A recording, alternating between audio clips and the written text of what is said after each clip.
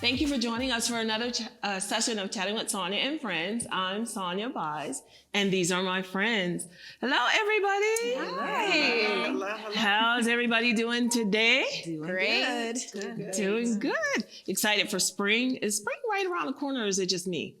Not in Erie. It doesn't feel like it. Not yet. Not in Erie. We're deceiving. Spring is in the air. Spring is in the air. Well, I'll take that. I like that. But anyways, thank you all for joining us for another session of Chatting with Sonya.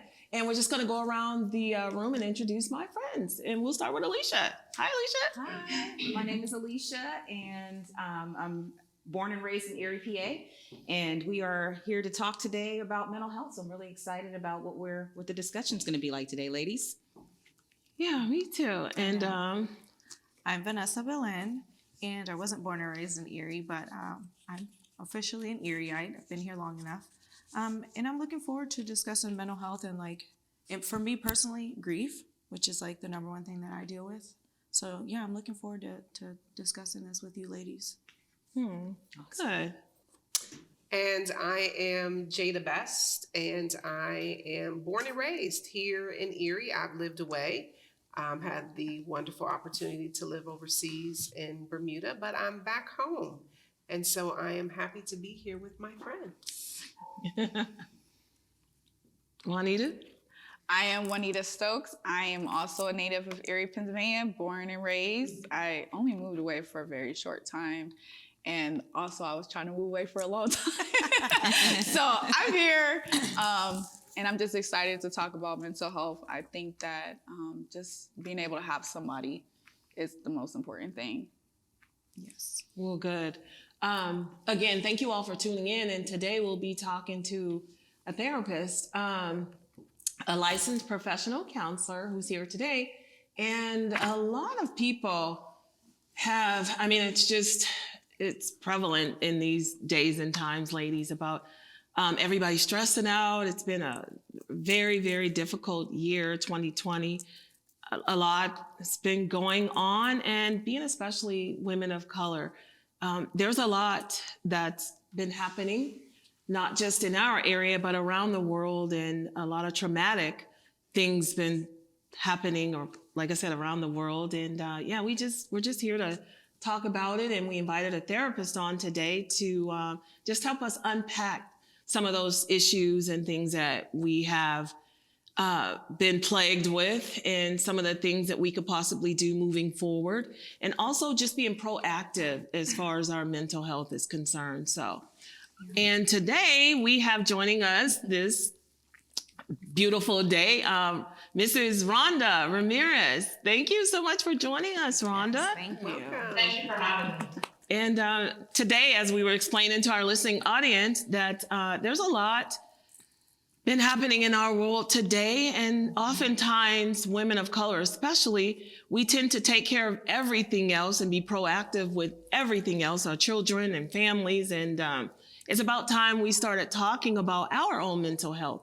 So we invited her here today to share with us and you all some of the things that we could possibly do, or what is it that we should be doing that we're probably not. And one of the main questions is, why, in your opinion, do you feel that women of color really don't check in on their mental health as much as we should? You're absolutely right, Sonya. I'm also born and raised here in Erie. And years ago, I dealt with a family member who I love very much. And they had a lot of mental health issues. So I actually went through the doctor, and they were saying different things, terminology, medications, different things that I had never heard of. And this was probably, I would say, over 20 years ago. And so in order to help this person, I felt like I needed to be in it.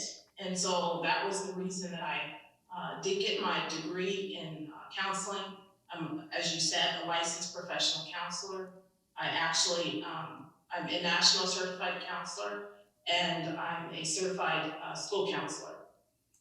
And so now the terminology and things like that make sense to me.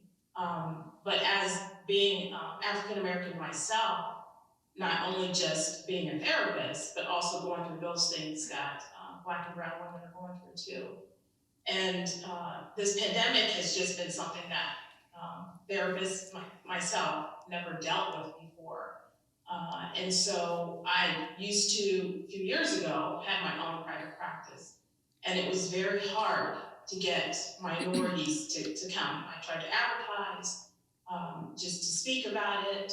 But years ago, I don't know if you all dealt with this, but in my household growing up, it was, we didn't say what was going on in our house. You know, the things that were said there stayed there. And growing up into the church, you would seek out your pastor or people, members of the church, but you would never seek out a therapist. And I'm not sure if that, if you all can speak on that or have had experience with that. I think that's where it started with me. And so then I had my son, I raised him as a single parent, and have always been that rock, been very strong. And you never want to say that, you're having issues, not being healthy mentally. That would show a sign of weakness. And so as Black women, we don't show that sign. We're always thought to be strong. And so I'm here to say that I'm excited about it because we don't always have to be strong. And you can be healthy mentally. We all in our lifetime will have maybe some traumatic event that will happen or has happened. A lot of times you can do things that are healthy.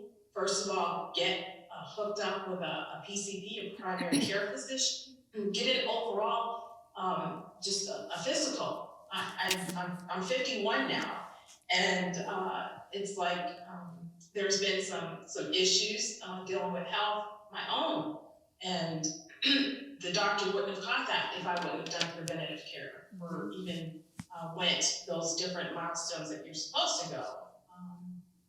So you should definitely link up with a primary care physician and just get a physical to make sure that everything is okay medically. It could be maybe you need more vitamin D, or maybe there's something going on with thyroid, or something that's dealing medical, and then they can help you.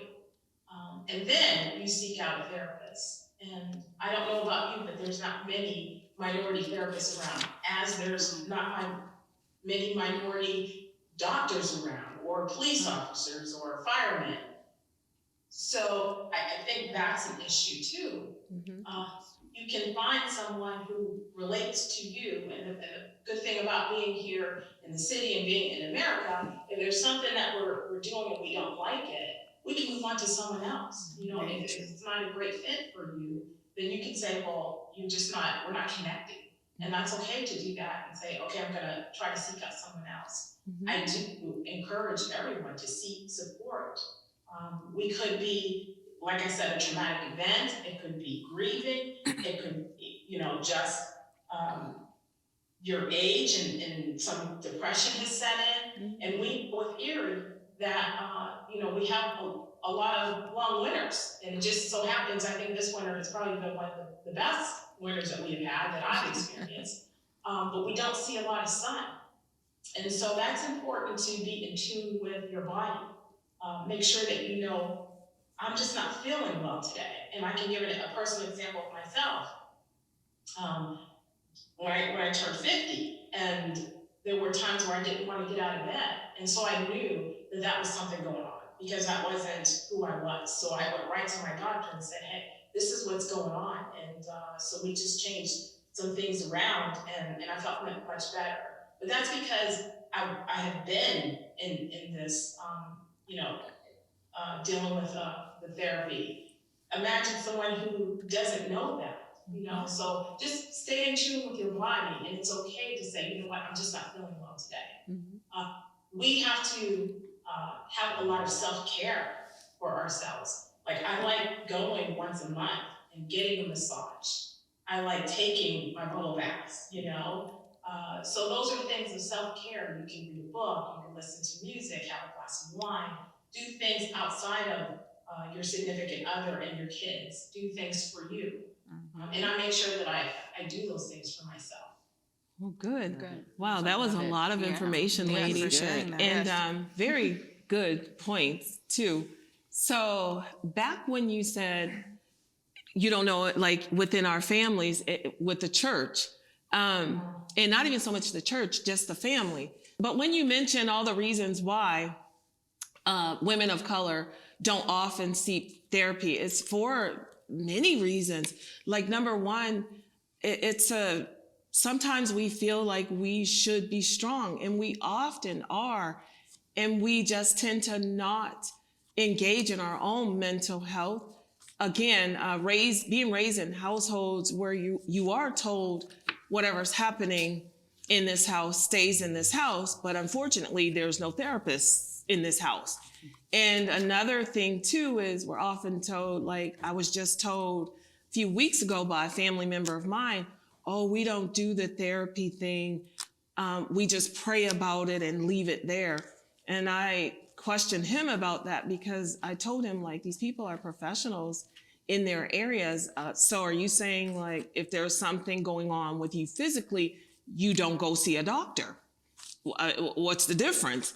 I'm just going to sit here and be sick and pray, and not saying that God cannot heal, because he does, but at the same time, he's also given people knowledge to, be able to heal in a physical way. So those are all very prominent tips or reasons why sometimes women of color don't seek out for mental health.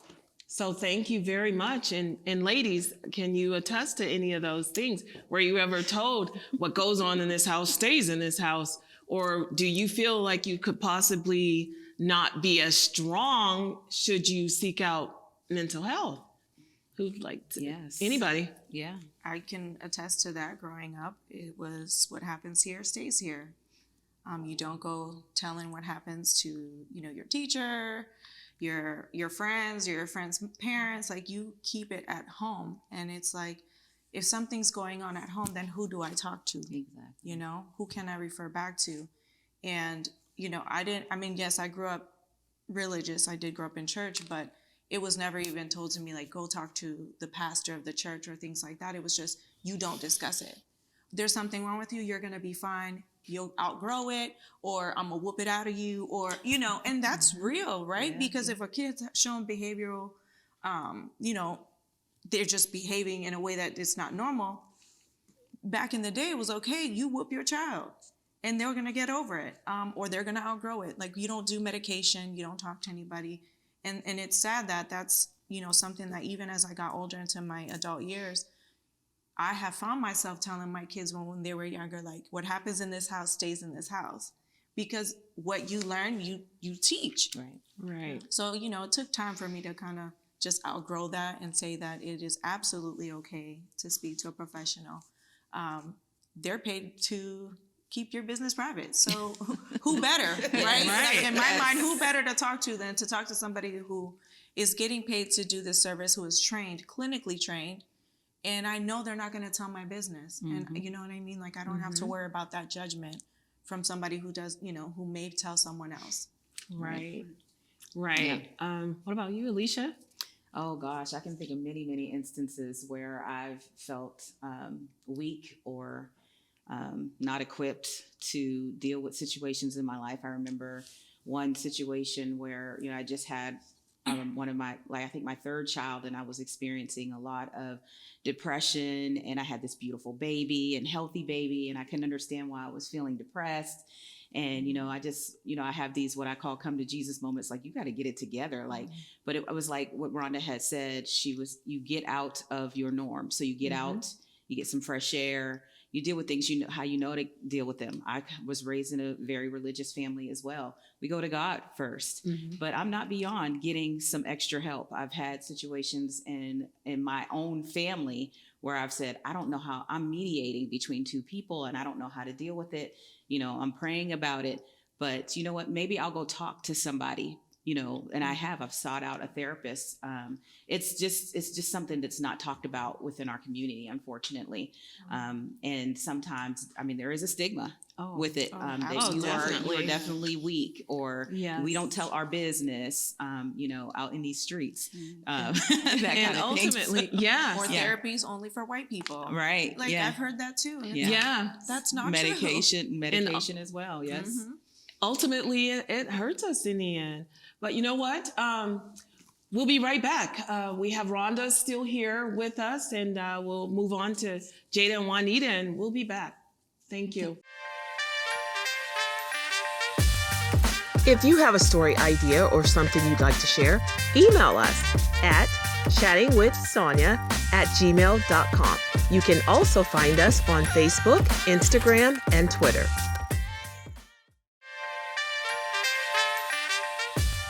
And we're back. You're watching Chatting with Sonya, and these are my friends. And what we're just unpacking mental health and women of color. We're just talking about our experiences, how we were brought up, and we are also joined by Mrs. Rhonda Ramirez, and she's here helping us answer some of these questions, and also just giving us some tips and what to do and how to do. And so, Jada, we're on to you. Okay, so mental health. I have a background in nursing, and I'm a public school educator.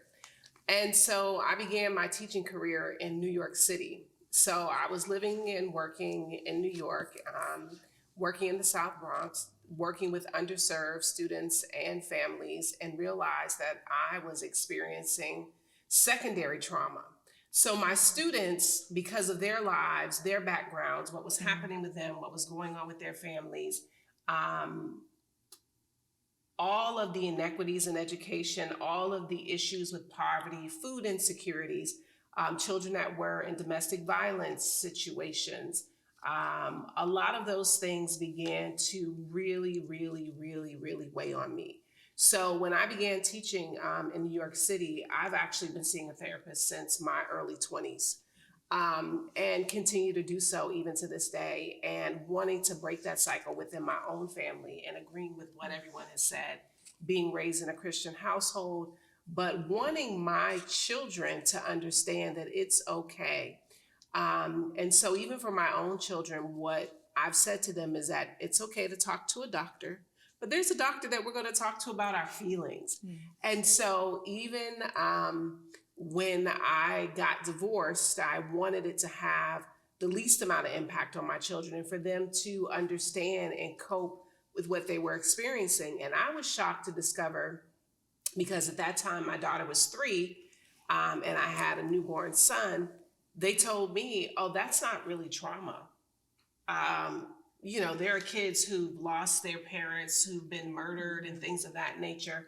And we don't have therapists that see children under the age of 5 unless it's something significant.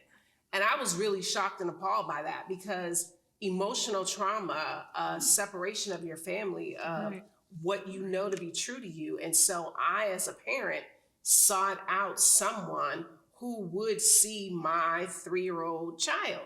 And not because my 3-year-old was wetting the bed or fighting her siblings or cutting herself or doing these things that we know children can experience, but from a position coming from it, from not a place of trauma, but coming at it from a place of strength, and coming at it to say that we've experienced this, we can navigate this, and we can get on the other side of this in a positive way without having all of the negative stuff happen. And then, oh, now I should seek help for how I'm feeling emotionally, but to do it on the front end, because myself, having been a child of divorce and experiencing trauma and having to unpack all of that in my life, I wanted to break that cycle for my children.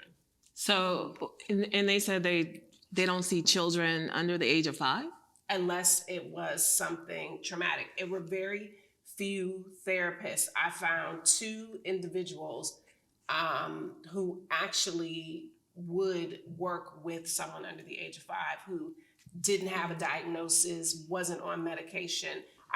My child didn't need to see a psychiatrist. I wanted a licensed practitioner to work with me as a parent, Right. and work with their father so that we can co-parent in a healthy way and to work with my children. Wow. That's Wow. Well, good for you for seeking it out early and not being afraid of the stigma or being proactive for the children because, I mean, hey, start them early, then they understand and then they're not fearful of it or embarrassed by it. But it took a lot of courage to be able to do that. And I think, as Rhonda shared, my background as a nurse, my experience as an educator, working in the school system, having resources and access to outside agencies, knowing how to navigate those outside agencies. There's a lot of red tape. There's a lot of things that I had to walk my students' parents through because they had no idea what to do. So that those were things that taught me those lessons that I could use. Right. Wow. Well, like I said, good for you for starting early and again, not being embarrassed or feeling weak behind it. And you would think like if a lot of people started out just knowing that this would be for the better and not, again, be embarrassed by it or just going by the traditional rhetoric that was heard in their homes. Yeah. So what about you, Juanita?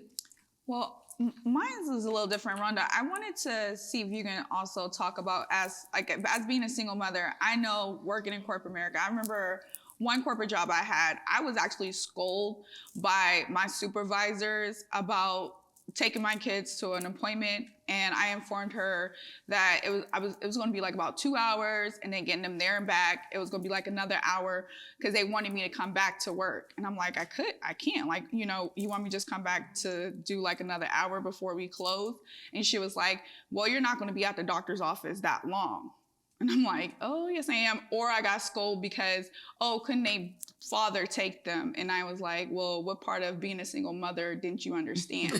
So when it's seeking help for myself, I couldn't, because it's like you only get 2 weeks of vacation time for the whole entire year for 365 days. And now you want me to say, okay, I need to seek help for dealing with childhood trauma or, dealing with depression. But how can I have the time to do that when I also have to work and take care of them? And then they have doctor's appointments, they have dentist appointments, they have all those things. And now I got to take care of me. So what am I going to resort to? Not taking care of me. And that's no good for none of our kids. Mm-hmm. Can I yeah, say go ahead. Oh, absolutely. I think just having this conversation is really exciting because we're actually getting together. And a lot of times when you want to hide something about your feelings, you're not telling someone else. So if you can get connected with other women who are going through the same thing or single parents, then you all can help each other. And so maybe someone can watch the kids for an hour or so that you can go for a walk or just take a break.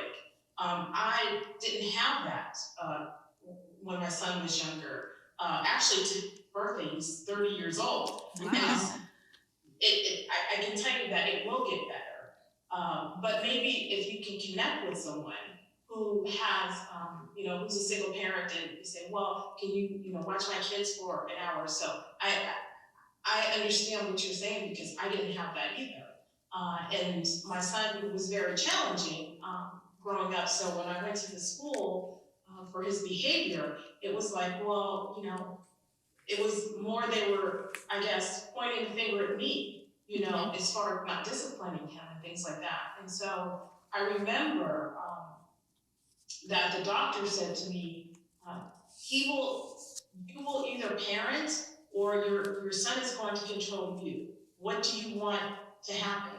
And so right then, I felt like, wow, for the doctor to say this, I didn't take it to be negative, but I took it as constructive criticism. Like, I really need to get my act together. And so I really focused on my son, and not to say that, people shouldn't do things outside of that. But I'm glad that we're having this conversation because, 30 years ago, we didn't have this. And so I'm really excited about it. I think when people see this, they might want to say, hey, I would be willing to maybe spend a few minutes with your kids or things like that. But it is going to be important. I know it was mentioned as far as mental health, and so the example that I usually give is when you go to the doctor and your arm is broke, or they can see the X-ray. But when you talk about mental health, you can't see it, and well, there's nothing there to measure. So if someone's saying, this incident happened, and it really upset me, somebody else it might not affect the same way. And so they might say, well, you're just being, over dramatic, but you don't know that because you can't see it. And I think that's what we're troubled with when we talk about mental health. Right. Right. Being healthy overall, like holistic, we will go and we'll work out and we'll eat healthy, but then we don't take care of ourselves mentally. Right. Right. We throw the, just pray about it. I mean, like, even what you said, if I would go to someone, somebody would like, just pray about it. And I'm just like, I'm tired of praying about it. I need help. So like, that's like the biggest struggle that I have faced, just pray about it. And I'm just like, well, I'm not hearing God. And then it always came back on me. Like, well, you're not praying right. Or you're not asking him for guidance. You're not asking him correctly. So even when I did seek, I was like, hey, could you watch the kids for me? Or it would just be like, oh, I'm doing something. So I didn't have very success there either. So could you speak on, like, is there resources for individuals to reach out to that is also not as cost effective to reach out for help at any time? I can look up some things and I can give that to you after the show. I just wasn't prepared for that today. Okay, sorry. Erie County has so many different resources. That's a good point because a lot of people don't know where to look. Right. And so when I dealt with the family member and with the doctor dealing with mental health, when I said I had to, in order to understand it, that was some of the things, looking for some of the resources and stuff. And there are many out there. But if you're not used to it, you wouldn't know where to look. So I would be more than happy to, give that to you after the show and just even talk a bit to you about what's going on. Thank you. Thank you. And that was really good, Juanita, because you know what? I believe that could be the very reason why, well, not the very reason, but some of the reasons why people don't seek out counseling. But I just wanted to say thank you all for sharing, and thank you very much, Rhonda, for being here and seeing that the subject, it can just go on and on and on. Thank you for joining us. There will be a part 2 to this so we can dig a little bit deeper. So thank you all for watching, and we'll see you next time on Chatting with Sonya and Friends. Thank you. Bye.